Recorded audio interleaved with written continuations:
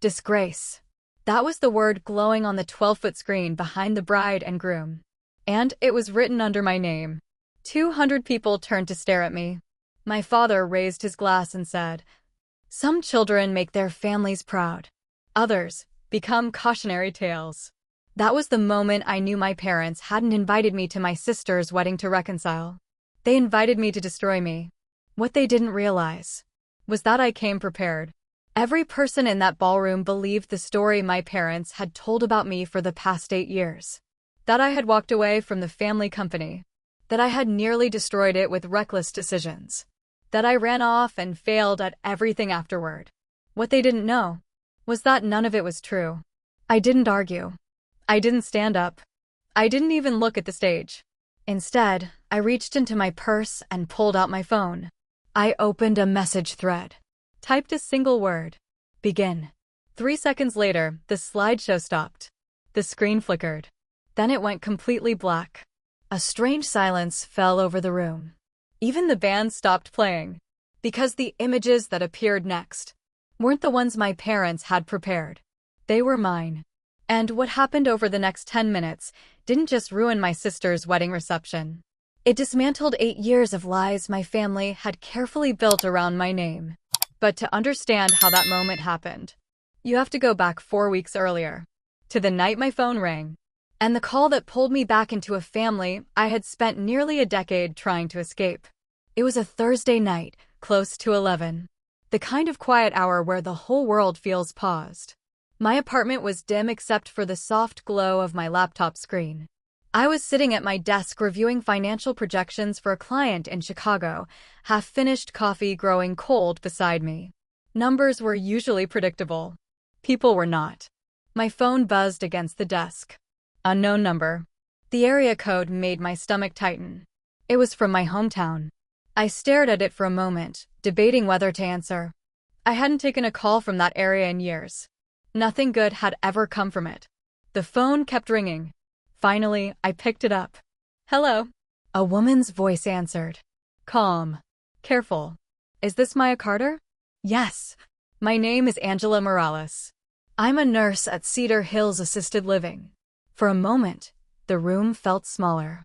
That's where my grandfather lived. The only person in my family who had never treated me like a disappointment. My fingers tightened around the phone. "Is he okay?" I asked quickly. "Yes, he's fine," she said. "But he's been asking for you." I leaned back in my chair. I hadn't seen my grandfather in almost 3 years. Not because I didn't want to. Because my parents made sure I couldn't. Every holiday. Every family event. Every attempt to visit had been quietly blocked. Messages never returned. Visits suddenly not a good time.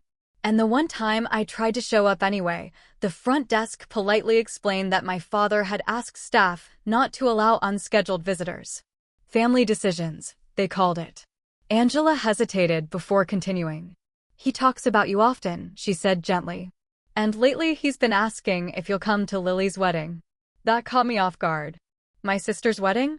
"Yes," she said. "Your mother mentioned it during her last visit.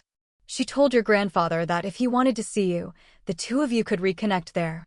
Something about the way she said it made my stomach twist. Reconnect there. At Lily's wedding. I rubbed my forehead slowly. "So my grandfather wants to see me," I said carefully. "But the only place I'm allowed to see him is at my sister's wedding?" There was a brief silence on the other end of the line.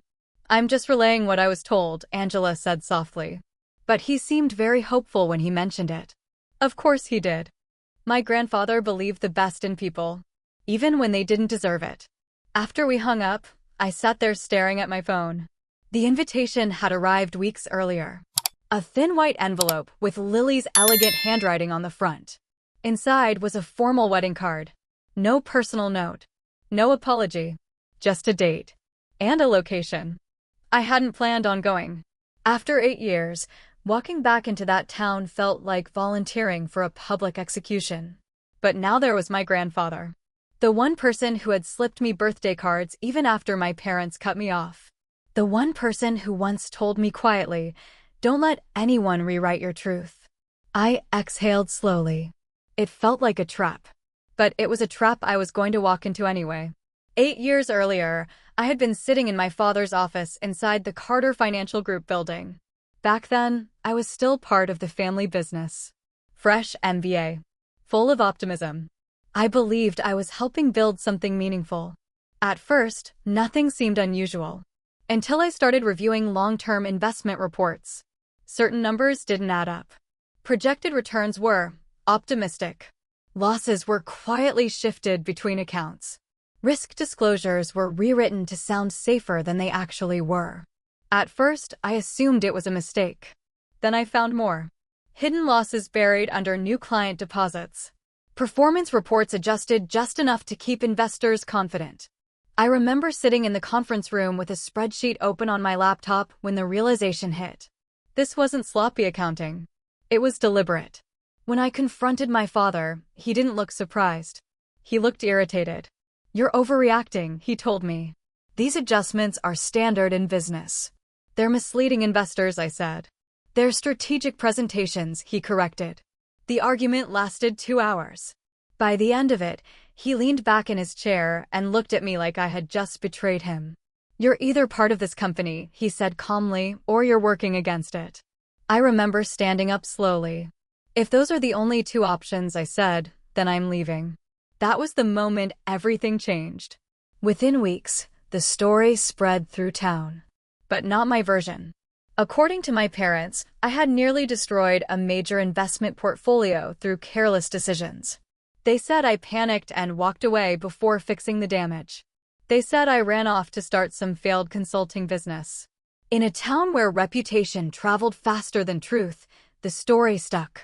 People stopped returning my calls. Friends kept their distance. And the Carter family reputation remained perfectly intact. All it cost them was me. Now, 8 years later, I sat alone in my apartment staring at Lily's wedding invitation. Something about the nurse's phone call kept replaying in my mind. If my parents truly believed I had ruined their company, why invite me back into the spotlight? Unless they planned to use me. To reinforce the story. To remind everyone who the family scapegoat was. The thought lingered long enough that I opened my laptop again. But not for client work this time. I pulled up old files. Archived emails. Documents I hadn't looked at since leaving Carter Financial. At first, it was just curiosity. But the more I reviewed, the stranger things looked. Some of the financial projections tied to the company's newest projects looked very familiar. Too familiar. I checked public investment announcements. Then cross-referenced the numbers with what I had saved years earlier. My chest tightened. If I was reading this correctly, the scale of what they were doing now was much bigger. I leaned back in my chair and slowly opened a new folder. Inside it, I began saving copies of everything. Emails, contracts, investment summaries, financial reports, one by one. By the time the clock hit 2 in the morning, I had gathered enough documents to make my hands feel cold. I didn't know exactly what would happen at Lily's wedding, but I was starting to suspect one thing. If my family wanted me there so badly, they probably had a plan, which meant I needed one too. 8 years is a long time to stay away from a place that once felt like home, but the moment my car crossed the familiar welcome sign at the edge of town, it felt like no time had passed at all, except that everything had changed. The streets looked smaller than I remembered, the storefronts older, the sidewalks quieter, but the stairs were exactly the same. People recognized me. Some pretended not to. Others whispered behind their hands as I walked past the cafe where I used to meet friends after work, the bank where my father's company managed half the town's investments, the park where Lily and I used to ride bikes when we were kids. The Carter name still carried weight here, and according to the story everyone had heard for the last 8 years, I was the daughter who nearly destroyed it. No one asked my version of what happened. They never had. By the time I reached Cedar Hills Assisted Living, my chest felt tight with the same quiet anger I used to carry before I learned how to leave it behind. The receptionist recognized my last name immediately, but didn't stop me this time, and a few minutes later I was walking down the softly lit hallway toward my grandfather's room. When he saw me in the doorway, his face lit up the way it always had, like the last 8 years had never happened at all. He held my hands longer than usual when I sat beside his bed, studying my face the way people do when they're making up for lost time. I was beginning to think you'd forgotten about your old grandfather, he joked softly, but his voice carried something heavier underneath.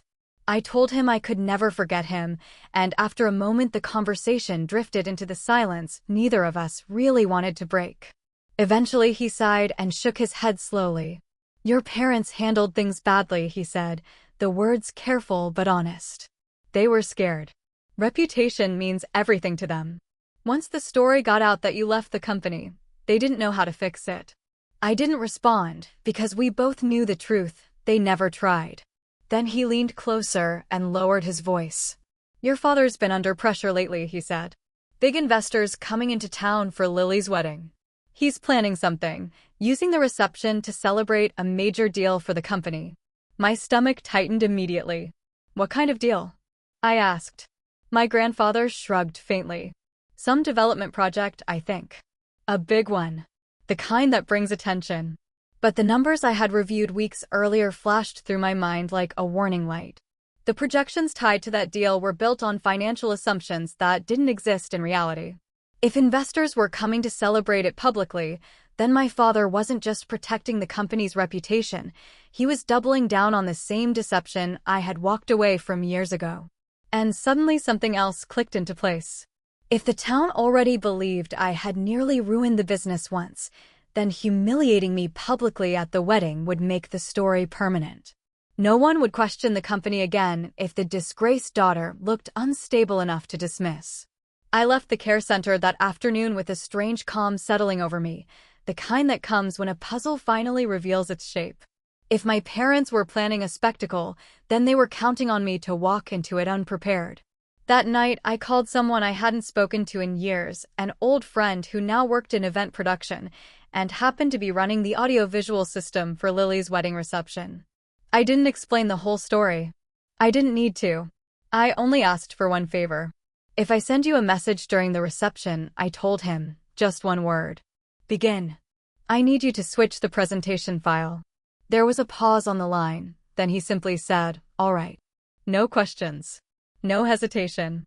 And when I hung up the phone, I finally felt ready to walk into whatever my family thought they had planned for me. The wedding ceremony itself went perfectly, almost painfully so, like a carefully staged performance where every smile had been rehearsed and every photograph had already been imagined long before the day arrived. Lily walked down the aisle glowing in white. Guests wiped away sentimental tears, and my parents played their roles flawlessly, gracious hosts, proud parents, pillars of the community. Anyone watching would have believed the Carter family was as strong and united as it had ever been. I sat quietly near the back during the ceremony, unnoticed by most people except for the occasional sideways glance from someone who clearly recognized me but wasn't sure whether acknowledging me would be socially acceptable. By the time the reception began, the ballroom buzzed with laughter, music, and clinking glasses, the kind of polished celebration that only comes from families eager to impress a room full of important guests. I noticed several unfamiliar faces seated at the tables closest to the stage, men and women in tailored suits, the kind of people who don't travel for weddings unless there's business attached to the invitation. My grandfather's warning echoed in the back of my mind as dinner ended and my father eventually rose from his chair, tapping his glass lightly with a fork to quiet the room. Conversations faded, chairs turned toward the stage, and he began speaking with the smooth confidence that had built his entire career. At first, the toast sounded harmless enough, full of sentimental reflections about family, tradition, and loyalty.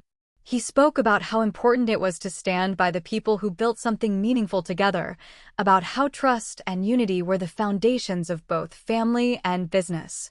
But then his tone shifted slightly, and I saw the familiar smile appear, the one he used when he was about to deliver a story that wasn't really a story at all. Of course, he said lightly, glancing around the room, every family has someone who forgets those values. A ripple of curiosity moved through the crowd. Then his eyes landed directly on me.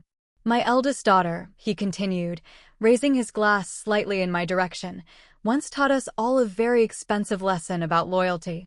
A few uneasy laughs spread across the tables. Behind him, The giant screen flickered to life. The slideshow began immediately.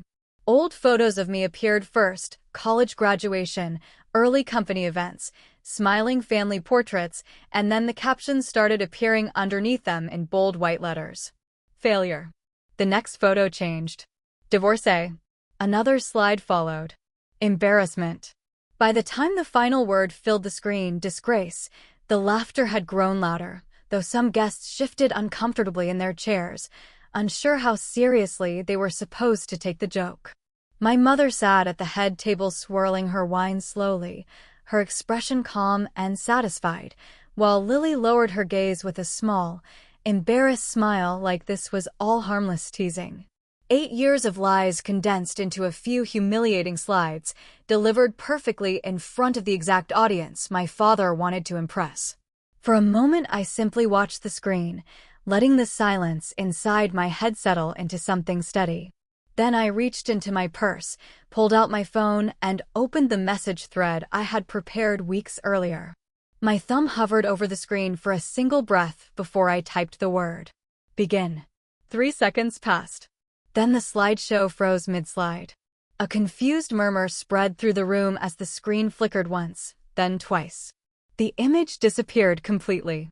For a moment there was nothing but a blank screen and 200 people staring at it. Then the next slide appeared, but it wasn't one of my father's.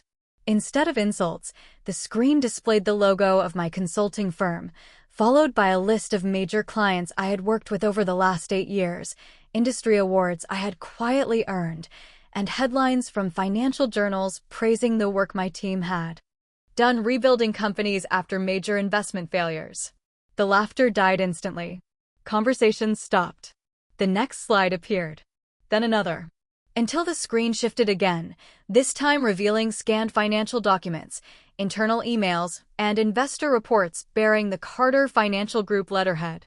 I watched the recognition spread slowly across several faces in the front rows. These weren't casual guests. They were investors. People who knew exactly what those documents meant. One man leaned closer to the screen, his brow tightening as he read the numbers. Another whispered something urgently to the woman beside him. Because the projections displayed on that screen, the same projections my father had been celebrating all evening, weren't just optimistic. They were manipulated. And suddenly the quiet whispers spreading through the ballroom weren't about my supposed disgrace anymore. They were about the Carter family business. Chairs scraped softly against the floor as a few guests stood, murmuring to one another. The music had stopped completely now, the celebration dissolving into a tense, uncomfortable silence, while my father stared at the screen, his confident expression slowly draining away. Within minutes, the room that had been laughing at me was filled with something far heavier than embarrassment. It was doubt. And it was spreading fast. For a few seconds after the documents appeared on the screen, my father just stood there frozen, staring at the projection like he couldn't quite process what he was seeing, but then the realization hit him all at once and he rushed toward the podium, fumbling with the laptop controls as if he could erase the moment before anyone understood it. "Turn that off," he snapped sharply toward the event staff, his voice suddenly stripped of the calm confidence he had carried all evening, but it was already too late because the room had seen enough. The investors sitting closest to the stage were leaning forward now, their eyes moving quickly across the financial reports, the internal emails, the projections that had been quietly adjusted to make the Carter Company's newest development deal look far stronger than it really was.